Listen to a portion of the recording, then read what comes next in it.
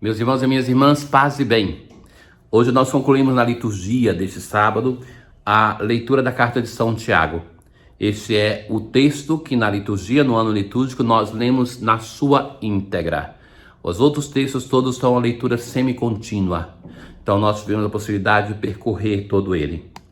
Então hoje o apóstolo vai tratar de alguns temas que são temas de conclusão da carta, mas que são importantes fazer memória, que ele já tratou antes, e que é assim um compêndio de algumas recomendações fundamentais para a comunidade cristã.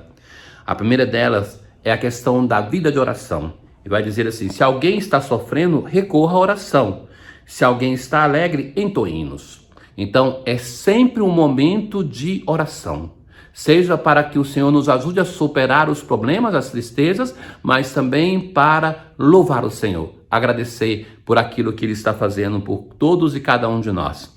É importante na oração pessoal também não cair no perigo de esquecermos o mundo ao nosso redor. Pode acontecer, por exemplo, agora estamos vivendo essa triste guerra, então muitas vezes está tão preocupado com a própria situação que nos esquecemos que tem uma igreja que está aí vivendo ao nosso redor, que somos membros dessa igreja, que tem um mundo que tantas vezes vivendo uma grande alegria ou uma grande tristeza. Isso acontece, sobretudo, eu lhes dou uma dica na questão litúrgica. O problema de quando nós fazemos orações espontâneas é que as pessoas começam a levar a oração para o âmbito privado. Então reza somente por aquilo que diz respeito à sua vida, quando a oração dos fiéis, a oração universal, é um respiro de universalidade da igreja, do mundo. Então que existem questões que envolvem toda a humanidade, toda a igreja e que não podem ser esquecidas. Então de olhar também ao redor, de não cair na armadilha do egoísmo até quando nós rezamos. A oração feita com fé, porque agora ele entra em um outro tema. Este é o clássico texto citado na unção dos enfermos. Se alguém dentre vós estiver doente, mande chamar os presbíteros da igreja, para que orem sobre ele, ungindo-o com óleo em nome do Senhor.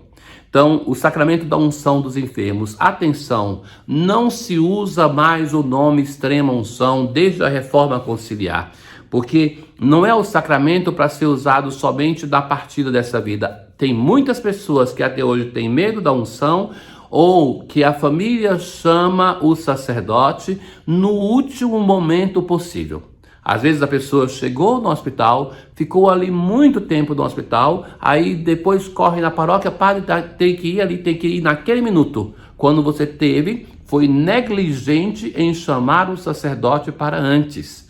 Então, esse é um sacramento que, primeiro, se a pessoa tem condição de confessar, de receber a comunhão, então muitas vezes a pessoa começa a doença assim, chega no hospital já assim, ou está na casa assim, é o momento se pode então confessar, comungar. Então não deixe somente para chamar para a unção quando a pessoa já não tem mais consciência, não pode confessar, nem pode deglutir, receber a Eucaristia.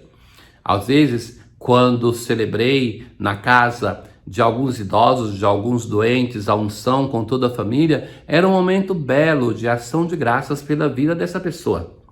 Então, o apóstolo vai falar que a oração feita com fé salvará o doente e o Senhor o levantará, porque a unção dos enfermos tem o poder de perdoar os pecados.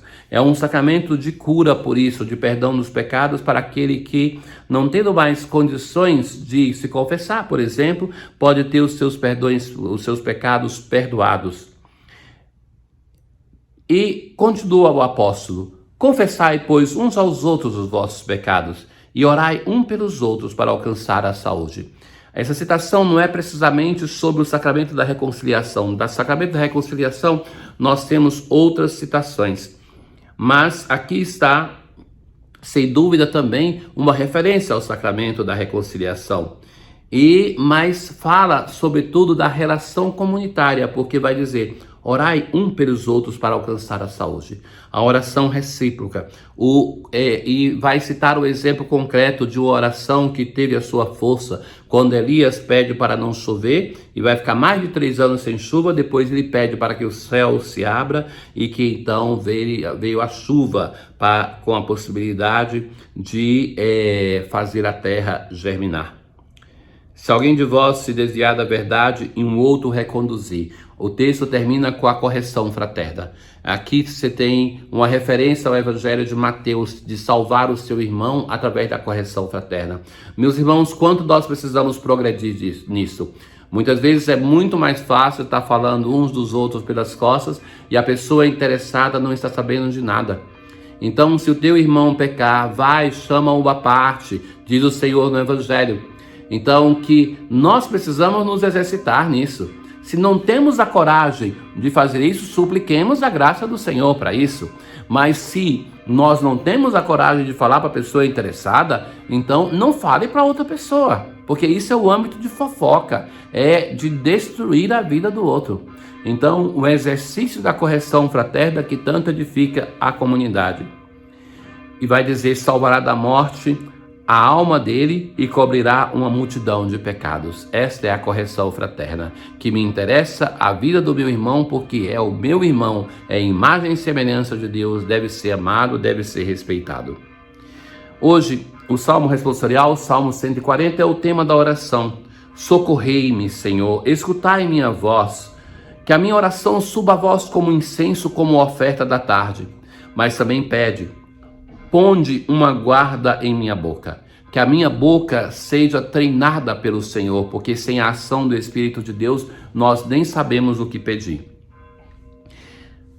A ação de graças, a aclamação ao Evangelho, vai dar graças a Deus. Graças te dou, ó Pai, Senhor do céu e da terra, porque revelaste essas coisas aos pequeninos e escondeste-as aos doutores. Porque é isso que acontece no Evangelho. Essa passagem do Evangelho é muito enigmática quando os discípulos querem distanciar as crianças de Jesus. Por quê? Diversas interpretações possíveis. Jesus estaria cansado, por isso eles queriam poupar Jesus de ter que dar atenção a essas crianças. Uma outra interpretação possível é que essas crianças não eram filhos dos discípulos de Jesus, então por isso não deveriam receber atenção. Ou então que o conhecimento do Messias elas deveriam ter da vida adulta, então por isso não deveriam estar ali. E por fim, uma quarta interpretação, que esse seria um texto para justificar o batismo das crianças, uma tradição que é presente na Igreja Católica e tem o seu fundamento, sobretudo dos Atos dos Apóstolos, que fala que uma família se convertia e todos recebiam o batismo. Ora, acontece que era costume em Israel que no dia de sábado os pais abençoassem os filhos. E na festa da expiação dos pecados, os filhos eram levados para que os rabinos abençoassem. Então, no Evangelho de hoje, nós vemos que acontece isso, que levam as crianças para que Jesus tocasse. Mas os seus discípulos repreendem. E Jesus vai dizer, deixai vir a mim as criancinhas, não as proibais, porque o reino de Deus é dos que são como elas. Do que são como elas, o que tem de peculiar uma criança? Então a criança tem a dimensão da gratuidade. Da nossa relação com Deus, muitas vezes nós entramos em um caminho de achar que nós temos direito às graças de Deus, que Deus tem um dever para conosco. Então a dimensão da gratuidade muitas vezes falta. Então essa gratuidade de uma criança que se alegra com um pouco, que é um coração que não tem exigência. Uma criança é simples, essa simplicidade produz a gratuidade. Então o Senhor vai dizer que o reino de Deus pertence a quem for como elas. E vai continuar, em verdade vos digo, quem não receber o reino de Deus como uma criança, não entrará nele. Então as crianças nos são mestras dessa dimensão da gratuidade, da simplicidade, de uma relação cheia de ternura, cheia de amor para com Deus. E ele então abraçava as crianças e as abençoava, impondo-lhes as mãos. Em Israel se tinha a tradição de abençoar as crianças, mesmo antes delas conhecerem a lei de Deus, conhecer a Torá.